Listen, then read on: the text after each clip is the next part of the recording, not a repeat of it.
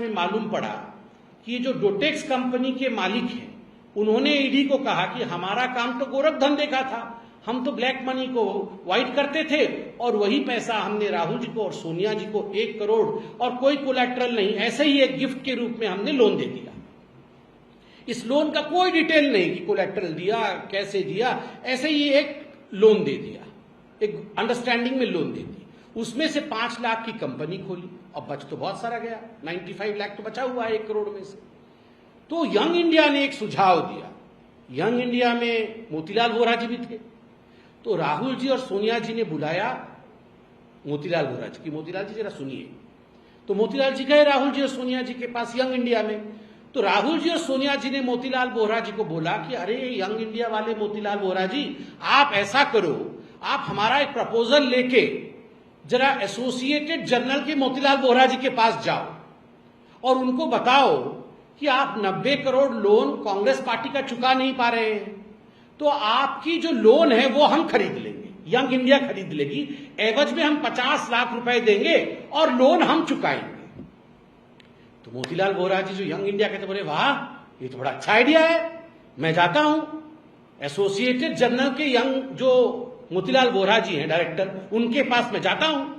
तो young India के director Motilal Vora Rahul ji और सोनिया जी के कहने के बाद उनका प्रस्ताव लेके एसोसिएटेड जर्नल के जो मोतीलाल वोरा थे उनके पास गए और बोले ऐसा है कि यंग इंडिया हमारी कंपनी है, आपके पास 90 करोड़ का लोन है कांग्रेस पार्टी का, तो आप ऐसा करिए, हमें आप ये लोन दे दीजिए, बेच दीजिए, आपके लोन को हम चुकाएंगे, यंग इंडिया चुकाएगी और एवज में हम आपको 50 लाख रुपए देते हैं। तो मोतीलाल वोरा जो एसोसिएटेड जर्नल के थे उनका, वाह 50 लाख आप देंगे भी और हमारा लोन भी चुका देंगे, एग्रीड, हम मानते हैं इस बात। 50 लाख रुपए एसोसिएटेड जर्नल ने लिया और उन्होंने अपने जो सारे शेयर थे, एक शेयर 10 रुपए का, ऐसा करके 9 करोड़ शेयर, 9 इंटू 10 90 करोड़, तो ये सारे शेयर उन्होंने एसोसिएटेड जर्नल ने यंग इंडिया के नाम कर दिया कि अब हमारी जो शेयर्स हैं वो आपकी है, अब ये 90 करोड़ कैसे चुकाना है ये आप जानिए। 50 लाख रुपए दे करके पूरी जो एसोसिएटेड जर्नल लिमिटेड की शेयर होल्डिंग थी, शेयर होल्डिंग का मतलब होता है मालिकाना हक, 99.1% मालिकाना हक किसके पास आ गया, वो यंग इंडिया के पास आ गया। मात्र 50 लाख में 5000 करोड़ की प्रॉपर्टी, दिल्ली के प्राइम लोकेशन पे प्रॉपर्टी, लखनऊ के प्राइम लोकेशन पे प्रॉपर्टी, मेरठ में प्रॉपर्टी, आपके जहां जहां जाओ वहां वहां प्राइम लोकेशन पे, भोपाल में प्रॉपर्टी, हर जगह इनकी प्रॉपर्टी थी। जब ये शेयर ट्रांसफर हुआ 99.1%, ये सारा का सारा जो प्रॉपर्टी है वो यंग इंडिया के पास और उनके अधीन हो गया। मात्र 50 लाख, और वो भी डोटेक्स इंडिया से लेकर ये बन गए मालिक। 5000 करोड़ के मालिक कौन बना, जिसके पास 76% शेयर था, मां और बेटे।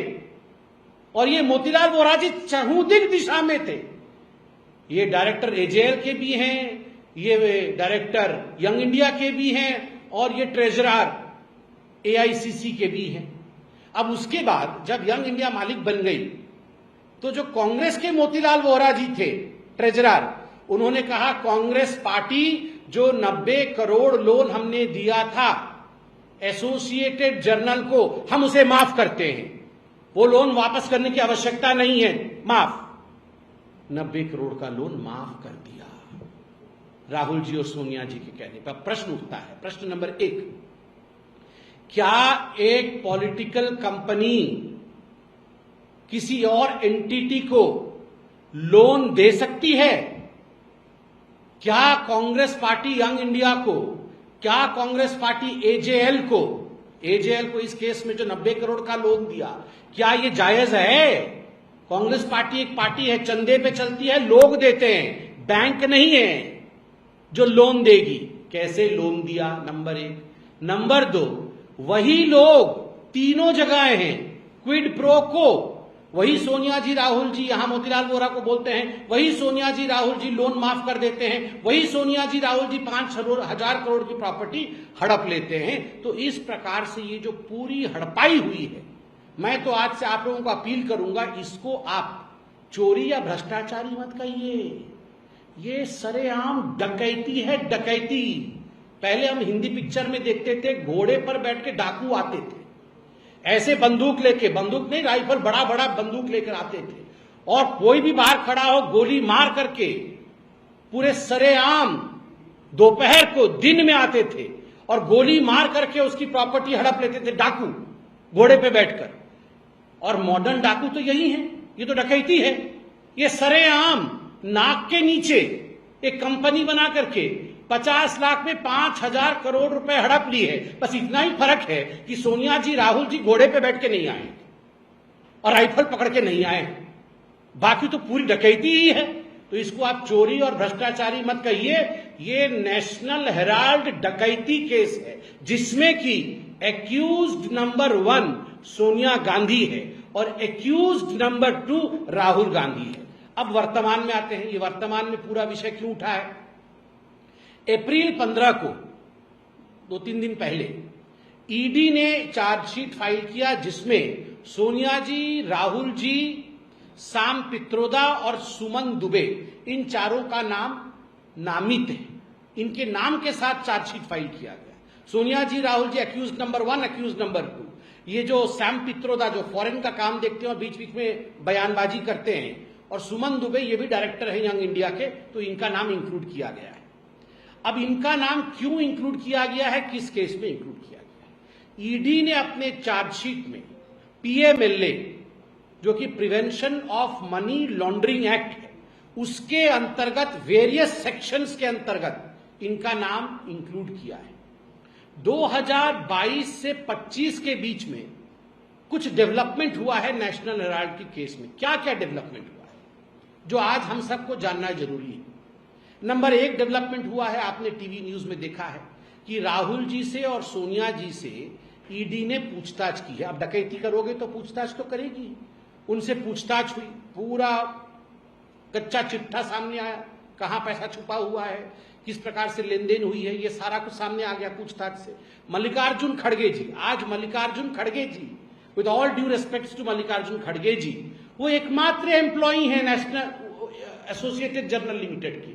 ही इज द ओनली कर्मचारी ऑफ एजेएल, इसलिए उनसे भी पूछताछ हुई कि आप अकेले कर्मचारी हैं भैया, आप बताइए। दूसरा विषय। तीसरा विषय, जब ये यंग इंडिया ने एक्वायर किया एसोसिएटेड जर्नल लिमिटेड को, उस समय एक बड़ी बात देखी गई कि इतने बड़े प्रॉपर्टी को एक्वायर करने के बाद कुछ तो टैक्स देना बनता था। तो इनकम टैक्स डिपार्टमेंट ने देखा कि 414 करोड़ का टैक्स इवेजन ये सोनिया गांधी और राहुल गांधी ने कर दिया है। 50 लाख देके 5,000 करोड़ की प्रॉपर्टी ले ली और टैक्स नहीं दिया, तो 414 करोड़ का टैक्स इवेजन भी किया है, यह भी सामने आ गया। उसके बाद 16 लोकेशंस पे, जो ये एजेएल की प्रॉपर्टी थी, 16 लोकेशंस पे रेड मारे गए एजेंसीज के और बहुत सारे दस्तावेज सामने आए। उन दस्तावेजों में बहुत सारी बातों का खुलासा हुआ। जब ईडी ने ये रेड किया और ईडी ने उसके साथ ही जो इमूवेबल प्रॉपर्टी थी एसोसिएटेड जर्नल की, उनको सील कर दिया। और इससे बहुत कुछ सामने आया जो मैं आपको अभी बताने वाला हूं। ये चौंकाने वाला विषय है। ईडी के चार्जशीट से मैं पढ़ता हूं कि आखिर इन प्रॉपर्टीज को सील क्यों किया गया, इन पर रेड क्यों डाला गया, वर्तमान में ये केस सोनिया जी और राहुल जी के खिलाफ क्यों हुआ। ईडी कहती है, these properties were attached after extensive investigation by the ED, which revealed significant generation and possession and use of proceeds of crime to the tune of 988 crore. To secure the proceeds of crime and to prevent the accused from dissipating the same. कल कांग्रेस वाले press conference में कह रहे थे, अरे कोई property तो बेचा नहीं, कोई प्रॉपर्टी खरीदा नहीं, प्रॉपर्टी तो जहां का तहां खड़ा है, फिर हमने क्या गड़बड़ी की। ईडी ने कहा, भैया प्रॉपर्टी तो वहीं खड़ी है, मगर उस प्रॉपर्टी का इस्तेमाल करके, उस प्रॉपर्टी के माध्यम से आपने प्रोसीड्स ऑफ क्राइम मतलब जो आपने भ्रष्टाचार किया, उससे जो उगाही की, उस प्रोसीड्स ऑफ क्राइम को आपने स्टोर किया, उस प्रॉपर्टी के माध्यम से उसे यूज किया, और उस प्रॉपर्टी के माध्यम से आपने जनरेट किया, और लगभग 1000 करोड़ रुपए अब तक 22 से 25 के बीच में 1000 करोड़ रुपए आपने जनरेट कर लिया है, ताकि ये पैसा आप ठिकाने न लगा दो और उस पैसे का हिसाब में हेरफेर, ये तो मां बेटे तो हेरा फेरी कर रहे हैं ना, तो हेरा फेरी आप ना कर दो, इसलिए हमने इसे सब सील कर दिया है। अब क्या प्रोसीड्स ऑफ क्राइम थे जो ईडी ने अपने चार्जशीट में लिखा है? 3 महत्वपूर्ण प्रोसीड्स ऑफ क्राइम लिखा है। ये बिल्डिंग्स तो थी ही, मगर इन बिल्डिंग्स के माध्यम से बोगस डोनेशन, कि हम डोनेशन देंगे जी, 18 करोड़ के बोगस डोनेशन हुए। हम नेशनल हेराल्ड को, हम आपके कॉज के लिए डोनेशन देना चाहते हैं। अब देखिए, ये जो यंग इंडिया कंपनी थी, ये तो नॉन प्रॉफिट ऑर्गेनाइजेशन है। नॉन प्रॉफिट ऑर्गेनाइजेशन का मतलब है हम कोई प्रॉफिट नहीं कमाएंगे, हम रियल एस्टेट का काम नहीं करेंगे, हम क्या करेंगे? चैरिटी का काम करेंगे। मगर जब उनके कागज देखे गए तो उसमें चैरिटी के नाम पे तो 1 भी रुपया खर्चा नहीं हुआ है, 1 भी रुपया चैरिटी पे खर्चा नहीं हुआ है। तो सारा काम तो कमर्शियल किया है आपने। ये जो बोगस डोनेशन हुआ है 18 करोड़ रुपए का, जब ढूंढा गया कि डोनेशन किसने किया है, तो डोनर नहीं मिल रहे हैं। डोनेशन आया है 18 करोड़, अब डोनेशन किसने दिया है पता नहीं जी। अब उसके साथ बोगस एडवांस रेंट, एक बिल्डिंग है बहादुर शाह जफर बिल्डिंग, तो किसी ने कहा मैं भैया ये फर्स्ट फ्लोर रेंट पे लूंगा, 2 करोड़ रुपए महीने दूंगा, तो आप मुझे रेंट पे दीजिए। तो बाद में रेट में देखा गया, अरे रेंट तो आ रहा है मगर बिल्डिंग तो खाली है, इसमें तो कंपनी है ही नहीं। तो बोगस एडवांस रेंट लेकर मां बेटे ने, यंग इंडिया ने कमाया 38 करोड़ रुपया, 38 करोड़ रुपया कमा लिया, घर खाली, रेंट आ रहा है। अरे बाप रे, ये डकैती नहीं तो क्या है? बोगस एडवर्टाइजमेंट आ रहा है और उसमें 29 करोड़ रुपए ले लिया है। एडवर्टाइजमेंट कौन दे रहा है? अब सोचिए कि मां बेटे के पास 100 करोड़ रुपए है, उसको वाइट करना है, तो वो क्या करेंगे? वो जाके बोलेंगे उन्हीं के कांग्रेस के नेता को, तुम्हारा जन्मदिन कब है? बोलेगा मेरा जन्मदिन परसों है। बोलेगा अच्छा तुम ये लो 50 लाख रुपए, जाओ जरा जाके एजेएल को दो, 50 लाख रुपए का वो एडवर्टाइजमेंट तुम्हारे जन्मदिन पे निकालेगी और फिर लाके 50 लाख रुपए हमें ही दे देना। तो 50 लाख रुपए वाइट हो गया। वो कांग्रेस का किसी का happy birthday Guddu Buddu, Congress party, ये हाथ का चिन्ह, बस गुड्डू बुड्डू का हैप्पी बर्थडे, और वहां जो है 100 करोड़ का वो वाइट बन गया। तो ये धंधा चल रहा था उसके अंदर, और पूरी तरह से ईडी ने पूछताछ इत्यादि करने के बाद bogus donation, bogus advance rent और बोगस एडवर्टाइजमेंट का काम, गोरख धंधा का खुलासा किया है। अब बहुत सारे सवाल है। ये जो एसोसिएटेड जर्नल लिमिटेड के शेयर्स आपने यंग इंडिया को दे दिए, 99.1% की मालिक हो गई यंग इंडिया। ये शांति भूषण जी लॉ मिनिस्टर थे इंडिया के, और मार्कंडेय काटजू जी ये सुप्रीम कोर्ट के जाने माने जस्टिस थे, ये सब भी शेयर होल्डर थे। इन्होंने कंप्लेन किया कि अरे भैया हम तो शेयर होल्डर हैं, कंपनी का रूल होता है कि कंपनी अगर किसी और को आप हैंडओवर कर रहे हो, शेयर बेच रहे हो, तो शेयर होल्डर को तो आप बताओगे, मगर बिना शेयर होल्डर को बताए ये सारे शेयर ट्रांसफर कैसे यंग इंडिया को हो गए? तो ये भारतीय जनता पार्टी केवल नहीं कह रही है, ये शांति भूषण जी और मार्कंडेय काटजू जी भी बता रहे हैं। तो इस प्रकार से जो पूरा गोरख धंधा हुआ है 2008 में यंग इंडिया, 2010 में यंग इंडिया खोल करके 2008 से 2011 के बीच जो ये खुराफाती हुई है, ये डकैती है। मां बेटे ने डकैती की है। अक्यूज नंबर 1 है सोनिया गांधी, अक्यूज नंबर 2 है राहुल गांधी। और वैसे मुझे लगता है जब मैं प्रेस कॉन्फ्रेंस कर ही रहा हूं, अब पूरा परिवार ही डाका डाल रहा है, तो इन सब के आका रॉबर्ट वाडेरा, तो आप सोचिए रॉबर्ट वाडेरा भी पकड़ा गया है। ये जो रॉबर्ट वाडेरा थे, ये सिकोपुर गांव में, हरियाणा में इन्होंने जमीन ली, इन्होंने लगभग 3.5 एकड़ को जमीन खरीदी। कितने में खरीदी? ये 7.5 करोड़ में खरीदा और उसके 3 साल बाद उसको बेच दिया डीएलएफ को 58 करोड़ में। ये राहुल गांधी और रॉबर्ट वाड्रा को भेजना चाहिए हार्वर्ड यूनिवर्सिटी में कि कैसे बिना जेब में पैसा लिए कैसे 100 करोड़ रुपए कमाया जाए। ये दोनों बता सकते हैं, पढ़ा सकते हैं।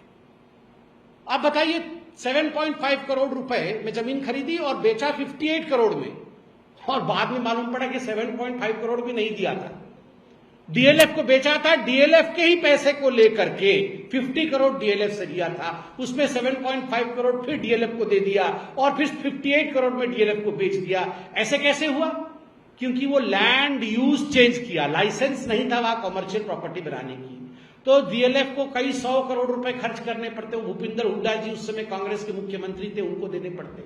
उन्होंने कहा ये हुड्डा जी पे खर्च क्यों करूं, दामाद को ही पकड़ लेता हूं, पूरा परिवार तो यही काम कर रहा है। तो उन्होंने दामाद को पकड़ लिया और दामाद ने बोला तुम मुझे 50 करोड़ दे दो, मैं तुम्हारा लैंड यूज चेंज कर देता हूं। 50 करोड़ लिया, 7.5 करोड़ वापस किए, 50 करोड़ जेब में, लैंड यूज चेंज। बल्ले बल्ले, यहां मां बेटे 5,000 करोड़, या दामाद बोले मैं भी पीछे क्यों रहूं, मैं भी 50 करोड़। आप सोचिए, यहां तो 5,000 और 50 करोड़ की बात ऐसी हो रही है जैसे हम कहीं बैठ करके 10-20 रुपए का चाय पी रहे हैं। ये गांधी परिवार की ये सेंस ऑफ एंटाइटलमेंट, और ये सोचते थे डाका डालते जाएंगे और भारतवर्ष चुप रहेगा। सोनिया जी, राहुल जी, रॉबर्ट वाड्रा, अगर आप घोड़े पर बैठ करके डकैती डालते थे, गरीबों को लूटा है, और आप ये सोच रहे हैं कि एजेंसी कुछ नहीं करेगी, तो ऐसा नहीं होने वाला है। ऐसा नहीं होने वाला है। वो समय बीत गया जब आप सत्ता में थे और आपको लगता था कि ये देश आपकी बपौती है। ये नेहरू जी भी सोचते थे, या आप भी सोचते। अब ये देश आपकी बपौती नहीं है, गरीबों का है यह देश, और जिसने गरीबों का पैसा लूटा है वह अक्यूज नंबर 1 हो या अक्यूज नंबर 2 हो, जेल तो जाना ही पड़ेगा। बहुत बहुत धन्यवाद। कोई प्रश्न हो तो अवश्य पूछे। कांग्रेस आरोप लगाती है कि जब जब इलेक्शन नजदीक होता है तब तक भाजपा और केंद्रीय जांच एजेंसियां उन्हें परेशान करती हैं, क्योंकि बिहार के इलेक्शन नजदीक है, बंगाल के इलेक्शन नजदीक है, इसलिए भाजपा जो है वो केंद्रीय जांच एजेंसियों का इस्तेमाल कर रही है और उन्हें परेशान कर रही है। हरियाणा के जो इलेक्शन खत्म हो गए, ये दामाद जी तो का पूरा केस तो हरियाणा में था, वहां तो धूल चाट गए।